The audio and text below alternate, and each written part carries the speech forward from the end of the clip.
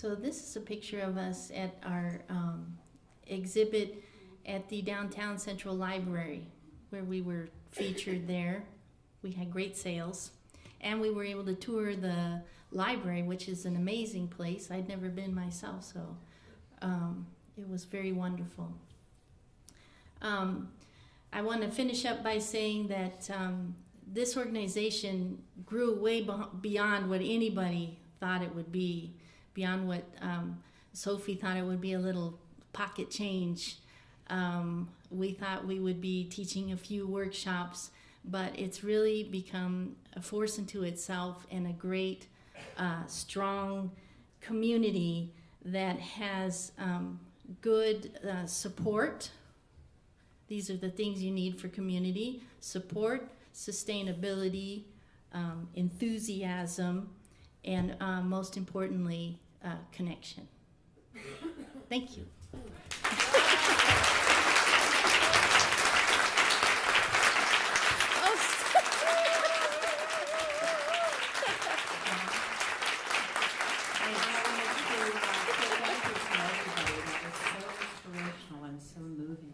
I really feel like you're doing absolutely the most essential thing that this world needs. Thank you so much. Oh, thanks.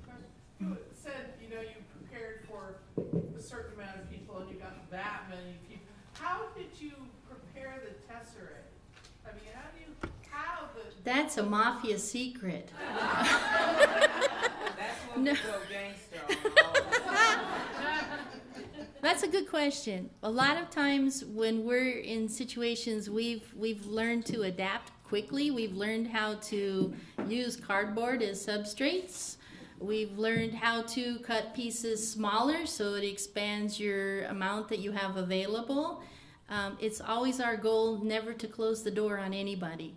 So I always have an extra bag, and I know Lee does, and I know B does. We always have extra material in our trunk in case something happens. So. I'm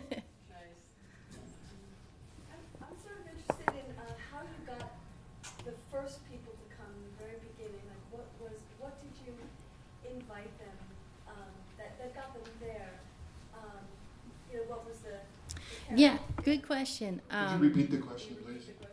She asked how we got the first people come to the first workshop, and Sophie had made a connection with an organization called Beyond Shelter, which their organization puts people in permanent housing because for a long time people were just going into temporary shelter, and then you had to move out after a couple of weeks, which is not very productive or helpful.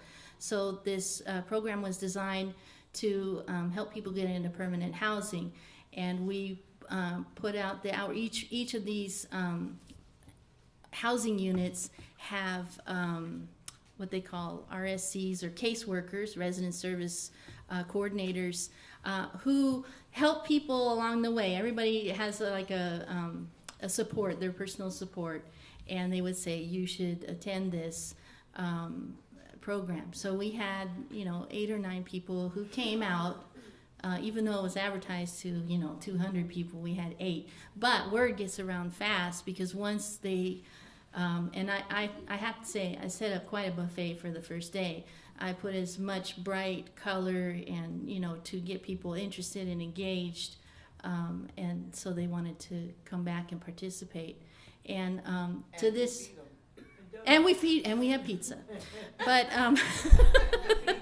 well, food is important. It is important, and that's also another communal activity, right? To sit down and break bread. So I think that's a really good thing. But we reach out consistently to different organizations in the area that we know we can partner with. And I forgot to mention that recently we got a grant to have our first storefront, and it has exhibition space, and so therefore we've created a level 4 for our artists, where it's professional development, and they will create their own CV, their own artist statement, with support from us, and have an exhibit, a solo exhibit in this room. And we did that through a partnership with another organization.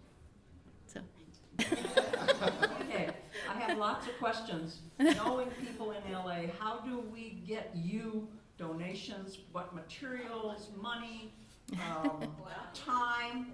What's written up? What can I send people? Websites? Just Okay, all give right. us something that will connect to this so we can help it. Well, we are always looking for connection and support from the Mosaic community because that always helps our artists to learn and to be a part of something. So we are looking, if you have a group project where you're getting something where everybody's making a flower, everybody's making something, we would be happy to contribute to that.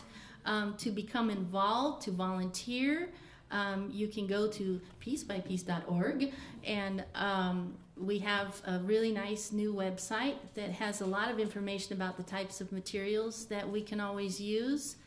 We use mostly recycled, so we take a lot of stuff. I would say, you know, not so much on the white tile, but so we have a lot of that.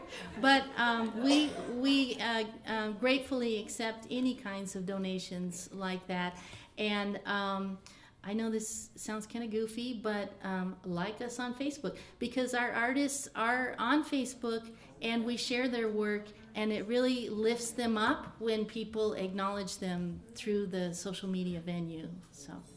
So 2 questions. One, have any of the people who started with you gone on to actually have full-time work in Mosaic field? Well, it's something that we're working on because, as we all know, it's really hard to find a full-time job as a mosaic artist. But there are several venues. One that we've been looking at for a long time is when we have big, large-scale artists like Jolino Becerra just create a giant dragon, or there's another huge community project. They can reach out to us and say, do you have any artists that we can, because we have skills. We have skills. And we have artists that are trained to do things like that. So that's one way. And then we're trying to support through the exhibitions so that they can sell their work. We're getting into different stores so that they can, we're making a line called Mosaic Wear, so it's like votives and, you know, a few things like that. So it's providing somewhat regular work, not a lot of hours, but they can, Etsy. So we're trying all kinds of different things to help them earn income. Well, it's all about helping raise up people because we could all be in that position. Mafia, stand up. Well, those of you that want to stand up.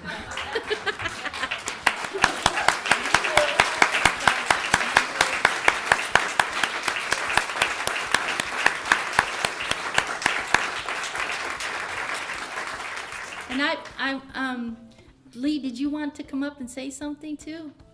Yeah, I'd be Okay. happy Lee's awesome. This is my opportunity to not cry. What this organization does for people who've been marginalized, who have heard no, who have slipped through the cracks. The people up there that you see, there are people there with degrees in dance, in music, in various forms of art. There are professionals up there who had an illness and lost first their homes, then their cars, and then were on the streets. Those people and anyone else, we're all people. And the way that we can make it is by supporting one another. Everyone wants to help. Everyone wants to contribute. And not everyone knows how. Everyone deserves support. And the opportunity to work with our population is the most extraordinary gift. We're sometimes doing breaking glass into small pieces and working on cardboard. But more often, the things that we remember are those faces and the pride, the fact that they organized their lives around the 2 days a week that we'll be having class, or that one class a month that they can make it to. Their entire life is organized around that. That is a gift that is extraordinary. And that is something that can help a person make their way in the world when they might not otherwise. So some of the kids at risk that we work with, and I shared this story yesterday. I worked in a group home and did a mosaic with children, many of whom were so heavily medicated that they were in a cloud, and others so angry that the only thing they could do with clay, because we couldn't use glass, was to stab it. And we called him the texture man. And that he gave our clay texture.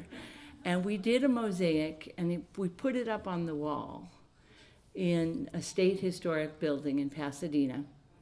And the board of directors of the group home was so impressed that they did a big gala. They had a dinner, and they let the kids dress up, and they invited the press. And as that hubbub died down, one of the girls sat next to me in the dark looking at the mural, and she said, "Do you think they'll leave it up until tomorrow?" And when you realize that people have lost their communities, they've lost their connections, they've lost their families, their support, their pets, their schools, and that we can give them a little of that back and help them support others, that's an extraordinary thing. And that's what Piece by Piece allows us to do. And the Mafia, I can't say enough good things. And there are secret members out there among you. Thank you.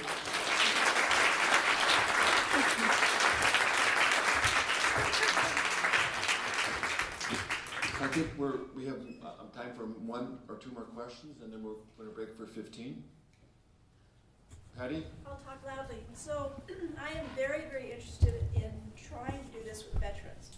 We have a big problem with homeless vets in Montana, and my son is very involved in working with them. Are there any, be careful out there, things you should not attempt to do with some of these transitional folks that aren't in their own home yet, and they're in the midst of maybe recovery from drug addiction, but you know, this is a good, I mean, it's a good thing to bring into their world. Mm-hmm. Is there anything to watch out for, be careful of, or, so I don't even know how to start, but I've been thinking about this for almost 2 years. Well, I guess the first thing that comes to mind for me is respect. Yeah. And be sensitive to the situations that they're in, because even sometimes the smallest thing can be a spirit crusher when you're so delicate. And I've learned that myself, even trying to be super sensitive, and I will go and say, "Wow, this is a great job, you did so beautiful," and then the person next to him's like, "Hey, what about me?" You know, so you're like, "Oh crap, so that's the first thing that comes to mind. And other than that, you just bring your full self, bring your energy, bring your enthusiasm, and it will catch fire. That's in every experience I've had. I mean, I've worked with Piece by Piece since the beginning, 8 years now, I think. But I've done a lot of stuff outside Piece by Piece, working with the soup kitchen in schools and things like that. And really, everyone wants to be involved when the leader, the person in charge, is enthusiastic and open and willing. Other than that, I think you should be fine. Does that answer? A one-man show, though, it's like, where do I start? Yeah, well, I can talk to you about that if you want. We'll take, sorry, one final question from Linda. You probably don't need this. No. Drama training, yeah, that's easy. Just talking about Patty, we're all,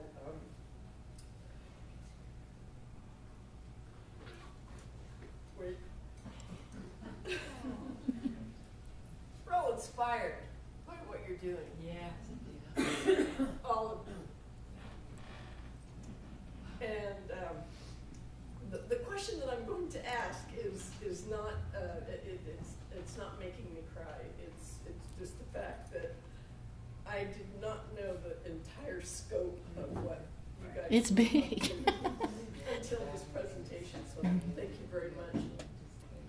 The question I have is, have you considered, or what I would love to do is come down there and do a training and bring what you guys do back to our own communities. I would like to Oh. see level 5. Oh, well, you know, anybody is welcome to come and visit us at any time and see what we do and become a part of that community. And when people say, what can I do? I say, just come and be with B. And, sorry, that was really bad. But just come and be in the experience. The managing director who does all of our grants and goes out and finds opportunities for our artists came new to this organization about a year ago, and she said that she wasn't going to take the job because it sounded, didn't make sense to her. But the minute she came into the workshop and spent an hour there, she said, I'm in. So I hear that over and over again. Just coming and experiencing it, you start to get a sense of what it's like. And I know a lot of people, Montana, you can't necessarily make it to LA to do that. Oh, well, come on. But we try to share a lot of it through the social media. So I put up a lot of the pictures. So whenever we have a workshop, whenever somebody finishes their first, something, or we do a big mural, put up those pictures so that you can get a sense of what we're doing and be a part of our community in that way. But absolutely, you're very welcome to come and participate with us. We do. We love visitors. We love company.